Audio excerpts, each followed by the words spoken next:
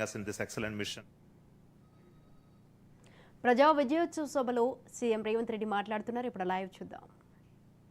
మిత్రుడు దానం నాగేందర్ గారికి, అదేవిధంగా శాసనసభ్యులు పరిగి రామ్మోహన్ రెడ్డి గారికి, మాజీ పార్లమెంట్ సభ్యులు మిత్రుడు అంజన్ కుమార్ యాదవ్ గారికి, మిగతా ప్రజాప్రతినిధులకు, ఆర్టీసీ అదేవిధంగా రవాణా శాఖకు సంబంధించిన ఉన్నతాధికారులు, ఇక్కడికి విచ్చేసిన కార్మిక మిత్రులందరికీ కూడా హృదయపూర్వక సంవత్సర శుభాకాంక్షలు. ఈరోజు ఈ కార్యక్రమం ప్రజాపాలన సంవత్సరం పూర్తి చేసుకుంటున్న సందర్భంలో ఈ పండుగను మీ అందరితో కలిసి పంచుకోవాలి. ఈ సంవత్సర పాలనలో రవాణా శాఖ సిబ్బంది సాధించిన విజయాలను తెలంగాణ రాష్ట్ర ప్రజలకు గుర్తు చేయాలని ఒక గొప్ప సంకల్పంతో ఈ కార్యక్రమాన్ని ఏర్పాటు చేసుకొని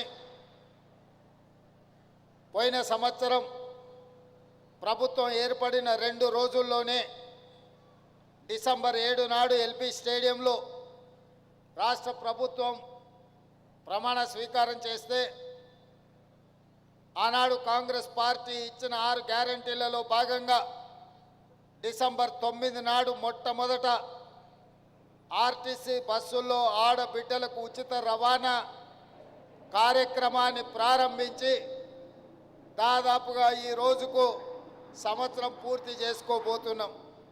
డిసెంబర్ 9, 2024 నాటికి సంవత్సరం పూర్తి చేసుకున్న సంబరాలను మనం జరుపుకోబోతున్నాం. ఇది ఒక గొప్ప విప్లవాత్మకమైన మార్పు.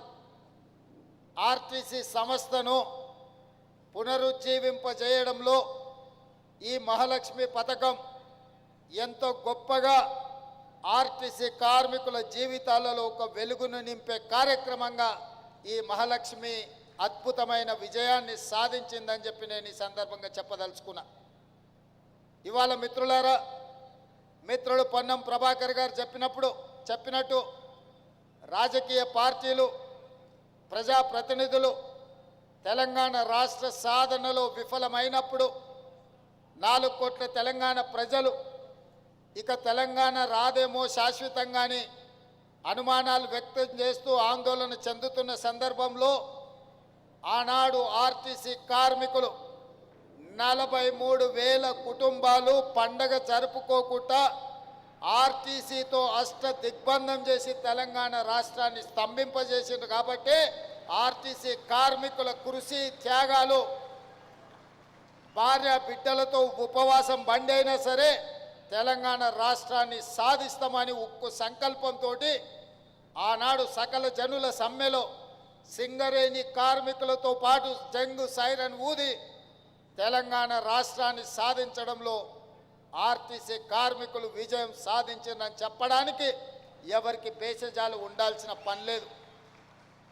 ఇవాళ సింగరేణి కార్మికులు వెలుగులు విరజిమ్మే నల్ల బంగారం ఉత్పత్తిని ఏ విధంగా నిలుపుదల చేసి తెలంగాణ ఉద్యమంలో పాల్గొన్నారో, విద్యుత్ కార్మికులు వేలాదిగా తెలంగాణ ఉద్యమంలో పాల్గొన్నారో, ఆర్టీసీ కార్మికులు అందరికంటే ముఖ్యంగా రాష్ట్రం మొత్తం 43,000 మంది కుటుంబాలు ఉపవాసం పండుకొని తెలంగాణ ఉద్యమ బాట పట్టిండ్రు. కాబట్టే ఈరోజు తెలంగాణ రాష్ట్రం ఏర్పడ్డది. నాకంటే ముందు 2 సార్లు ముఖ్యమంత్రిగా బాధ్యతలు స్వీకరించిన చంద్రశేఖరరావు గారైనా, ఈనాడు ముఖ్యమంత్రిగా బాధ్యతలు చేపట్టిన నేనైనా బాధ్యతాయుతంగా రవాణా శాఖను కాపాడవలసిన అవసరం ఉన్నది. వాళ్ళ హక్కులను, వాళ్ళ ఆకాంక్షలను నిలబెట్టాల్సిన బాధ్యత మా మీద ఉన్నది. అందుకే ఆ 10 సంవత్సరాల్లో తెలంగాణ రాష్ట్రం వచ్చిన తర్వాత ఆర్టీసీ సంస్థ బాగుపడుతుంది, లాభాల బాటనే నడుస్తుంది, కార్మికుల యొక్క కారుణ్య నియామకాలు జరుగుతాయి, మీ ఫిట్మెంట్ మీకు వస్తుంది, అన్ని రకాలుగా ఉద్యమ సమయంలో చెప్పిన ఆకాంక్షలు నెరవేరుస్తాయని ఆనాడు ఆశించాను. మీ ఆకాంక్షలు నెరవేరకపోవడం వల్ల మళ్ళీ తెలంగాణ రాష్ట్రంలో మీరు ఉద్యమ బాటన పడితే ఆనాటి ప్రభుత్వం నిర్లక్ష్యం చేయడం వల్ల దాదాపుగా 50 మంది ఆర్టీసీ కార్మికులు నాకు బాగా గుర్తుంది. మీ ఒక ఆర్టీసీ డ్రైవర్ ఖమ్మం జిల్లాకు చెందినవాడు. ఆయన పిల్లలు మంచి ఉద్యోగాలలో ఉండే ఆర్థికంగా స్థితిమంతుడైన తోటి కార్మికుల కోసం ప్రాణ త్యాగం చేసిండు. కనీసం ఆనాడు హాస్పిటల్లో ఆ శవాన్ని పరామర్శించడానికి ఆ కుటుంబానికి ఒక మనోధైర్యాన్ని ఇవ్వడానికి కూడా ఆనాటి ప్రభుత్వం అనుమతించలేదు. ఆ రోజు ఆ కుటుంబాన్ని కలిసి ఓదార్చి తప్పకుండా మంచి రోజులు వస్తాయి, ఎల్లకాలం తెలంగాణ ఇట్లనే ఉండదు, ఉమ్మడి రాష్ట్రానికంటే తెలంగాణ రాష్ట్రంలో కార్మికుల మీద దౌర్జన్యం జరుగుతుంది, ఇది ఎల్లకాలం సాగదు, మీకు మంచి రోజులు వస్తాయి, ఆ మంచి రోజుల కోసం మనం అందరం కలిసి కొట్లాడదామని చెప్పి ఆ రోజు మాట్లాడడం జరిగింది. ఆ సంకల్పంతో ఏవైతే 6 గ్యారెంటీలు మేము ప్రజలకు ఇచ్చినామో మా 6 గ్యారెంటీల బ్రాండ్ అంబాసిడర్లు మా పార్టీ కార్యకర్తలతో పోటీ పడి ఆర్టీసీ కండక్టర్లు, డ్రైవర్లు, బస్సు ఎక్కినోళ్లకు, బస్సు దిగినోళ్లకు 6 గ్యారెంటీల గురించి వివరించి ప్రజాపాలన కావాలని కోరుకున్నారు. కాబట్టే ఆనాడు 6 గ్యారెంటీల బ్రాండ్ అంబాసిడర్లుగా ఆర్టీసీ కార్మికులు తమ బాధ్యతను నెరవేర్చిండ్రు. కాబట్టి ఈనాడు ఈ ప్రభుత్వం విజయం సాధించింది. విజయం సాధించిన ప్రభుత్వంలో కార్మికులను ఆదుకోవాలని, దీర్ఘకాలికంగా వాయిదాలు పడుతున్న మీ సమస్యల్ని పరిష్కరించాలని మా ప్రభుత్వం అన్ని విధాల ప్రయత్నం చేస్తుంది. 100% ఈ మీ పరిస్థితులు బాగుపడ్డాయనో మీ సమస్యలు పరిష్కారం అయినాయనో నేను చెప్పను, కానీ కీలకమైన అంశాల పట్ల ఈ ప్రభుత్వం నిర్దిష్టంగా సమస్యల్ని పరిష్కరించడానికి ప్రయత్నం చేస్తుంది. ఆనాడు నష్టాలలో ఉన్న సంస్థ మహాలక్ష్మి పథకం ప్రవేశపెట్టినాక ఈ 11 నెలల్లో దాదాపుగా 115 కోట్ల మంది ఆడబిడ్డలు, మళ్ళొక్కసారి చెప్తున్న మీడియా మిత్రులకు, ఇప్పటి వరకు డిసెంబర్ 9, 2023 నుండి నవంబర్ 30 తారీఖు 2024 వరకు దాదాపుగా 11 నెలల 20 రోజుల్లో 115 కోట్ల మంది ఆడబిడ్డలు ఆర్టీసీలో ఉచిత బస్సు రవాణా సౌకర్యాన్ని వినియోగించుకున్నారు. దానికి సంబంధించి దాదాపుగా 4,000 కోట్ల రూపాయలు ఈరోజు రోడ్డు రవాణా సంస్థకు రాష్ట్ర ప్రభుత్వం బదిలీ చేయడంతో నష్టాలలో ఉన్న ఆర్టీసీ సంస్థ ఈరోజు లాభాలలో నడుస్తుంది. ఒకనాడు 50-60% కూడా బస్సుల్లో ప్రయాణికులు ఎక్కేవాళ్ళు కాదు. ఈరోజు 100 నుంచి 110% బస్సుల్లో రవాణా ఉపయోగించుకుంటుండ్రంటే ఎంతో ఓపికతో మా డ్రైవర్లు, మా కండక్టర్లు ప్రజలతో మమేకమై ప్రజలకు ఇబ్బంది జరగకుండా పని భారాన్ని మోసుకుంటూ ఈరోజు మహాలక్ష్మి పథకాన్ని విజయవంతం చేసిండ్రు.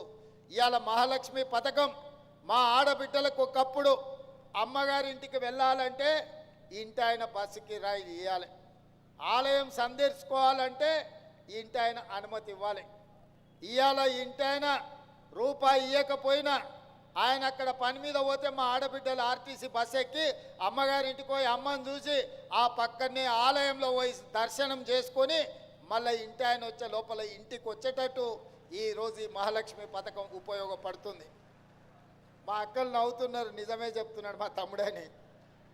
నేను చూస్తుంటే కదా, మాట్లాడుతుంటే కదా అందరితోటి, ఒక్కొక్క మహిళకు ఈ వేదిక మీద నుంచి చెప్పదలుచుకున్న, ఉద్యోగం చేసే ఆడబిడ్డలకు, చదువుకోవడానికి వెళ్ళే ఆడబిడ్డలకు 5,000 నుంచి 7,000 రూపాయలు రోజుకు యావరేజ్గా 35 నుంచి 40 రూపాయలు ఆడబిడ్డలకు సేవింగ్ వస్తుంది. ప్రతి నెల ఒక్క ఆడబిడ్డ ఆర్టీసీ బస్సులో బస్సు కిరాయిల పైసలు 5 నుంచి 7,000 రూపాయలు మిగులుతున్నాయంటే ఈరోజు ఆడబిడ్డలు సంవత్సరం తిరిగే లోపల 1,00,000 రూపాయలు ఆదా చేసుకుంటారు. ఇవాళ ఇంటి ఆయన చేతిలో 1,00,000 ఉంటే ఆయన సాయంత్రం అయితే బెల్ట్ షాపులు ఇస్తాడు. కానీ మా ఆడబిడ్డల దగ్గర 1,00,000 ఉంటే వాళ్ళ బిడ్డల్ని బడికి పంపించి మంచి చదువులు చెప్పించి ఈ రాష్ట్ర ప్రయోజకులుగా బిడ్డల్ని తీర్చిదిద్దుతున్నారు. పండగ వస్తే ఆడబిడ్డకు బట్టలు పెట్టాలన్న ఆలోచన ఈ సేవింగ్స్తో చేస్తున్నారు. ఇంటి కిరాయి కొంచెం మంచిగా ఉండాలి, పండుగ వస్తే బాగా చేసుకోవాలని ఈ 5 నుంచి 7,000 రూపాయలు ప్రతి నెల మా వాళ్ళకి ఏదైతే మిగులుతున్నాయో ఈరోజు ఆ రకంగా కుటుంబాన్ని ఆదుకోవడానికి ఉపయోగపడుతున్నాయి. ఇదే కాదు, 200 యూనిట్లు, పేదవాళ్ళ ఇంటికి ఉచిత కరెంటు 200 యూనిట్లు ఇవ్వడంతో దాదాపుగా 700-800 రూపాయలు ఈరోజు పేదవాళ్లకు మిగులుతున్నాయి. అదేవిధంగా 500 రూపాయల సిలిండర్, నెలకొక్క సిలిండర్ వేసుకున్న యావరేజ్గా 500 రూపాయలు అట్లా మిగులుతున్నాయి. అంటే 6 గ్యారంటీలలో ఆడబిడ్డలకు బస్సు ఉచిత ప్రయాణం కావచ్చు, పేదవాళ్లకు 200 యూనిట్లు ఉచిత కరెంటు కావచ్చు, 500 రూపాయల సిలిండర్ కావచ్చు, రాజీవ్ ఆరోగ్యశ్రీ ద్వారా ఇంట్లో పేదవాళ్ళకి ఏ ఇబ్బంది వచ్చినా 10 లక్షల రూపాయలు కార్పొరేట్ వైద్యాన్ని అందించడం ద్వారా యావరేజ్గా ప్రతి నెల సరాసరిగా చూసుకున్న 10,000 రూపాయలు ఈరోజు ప్రతి కుటుంబానికి ప్రత్యక్షంగా ఆర్థిక ప్రయోజనం చేకూర్చే విధంగా ఈరోజు ఈ పథకాలు అమలు జరుగుతున్నాయి. ఇదే కాదు, ఈరోజు బోనస్ ఒట్లు పండించిన వాళ్లకు గతంలో మీకు తెలుసు ఊరేస్తే ఊరేసుకున్నట్టే అని ఆనాటి పెద్దలు చెప్పినారు. ఆ మాట చెప్పిన పెద్ద మనిషి మాత్రం ఆయన ఫామ్ హౌస్లో 150 ఎకరాలలో వరి పండించుకున్నాడు. ఆయన పండించిన ఒట్లలో మరి బంగారం ఉందేమో నాకు తెలియదు, కానీ కావేరీ సీడ్స్ అనే సంస్థ 4,200 రూపాయలు క్వింటాల్కి ఇచ్చి కొన్నదయా. మరి దొరలు పండిస్తే ఆ ఒట్లలో బంగారం ఉంటుందేమో నాకు తెలియదు, కానీ గజ్వేల్ ఫామ్ హౌస్లో రాష్ట్రమంతా ఊరేస్తే ఊరేసినట్టే అని రైతాంగానికి చెప్పి వారు మాత్రం 150 ఎకరాలల్లో వరి పండించుకుంటే కావేరీ సీడ్స్ 4,200 రూపాయలు క్వింటాల్కి ఇచ్చి కొనుగోలు చేసింది. ఆనాటి పరిస్థితులు అవి. మరి ఈనాడు రైతాంగం కష్టాలు గుర్తించి రైతులను ఆదుకోవాలని, వ్యవసాయం దండుగ కాదు వ్యవసాయాన్ని పండుగ చేయాలని, ఇది రైతు రాజ్యమని నిరూపించడానికి 25,35,000 మంది రైతు కుటుంబాలకు మొదటి సంవత్సరంలోనే 21,000 కోట్ల రూపాయల రైతు రుణమాఫీ చేసి 2 లక్షల రూపాయల వరకు రైతులకున్న అప్పుల నుంచి రుణ విముక్తుల్ని చేసి ఇవాళ 25 లక్షల మంది రైతులను అప్పుల ఊబిలో నుండి బయటికి తీసుకొచ్చినాం. 21,000 కోట్ల రూపాయలు రైతుల ఖాతాలో వేసినాం. ఇదే కాదు, ఊరేసుకుంటే ఊరేసుకున్నట్టు కాదు, ఊరేసుకోండి గిట్టుబాటు ధర ఇవ్వడమే కాదు, మీకు 500 రూపాయల బోనస్ ఇస్తామని చెప్పి ఇవాళ ఈ రాష్ట్రంలో రైతాంగాన్ని వరి పండించమని ప్రోత్సహించినందుకు ఈరోజు భారతదేశంలోనే రికార్డు. స్వతంత్రం వచ్చినప్పటి నుంచి ఈనాటి వరకు ఉమ్మడి రాష్ట్రంలో కానీ పంజాబ్ రాష్ట్రంలో కానీ ఏ రోజు కూడా 1,53,00,000 మెట్రిక్ టన్నుల వరి ధాన్యం ఉత్పత్తి చేయలేదు.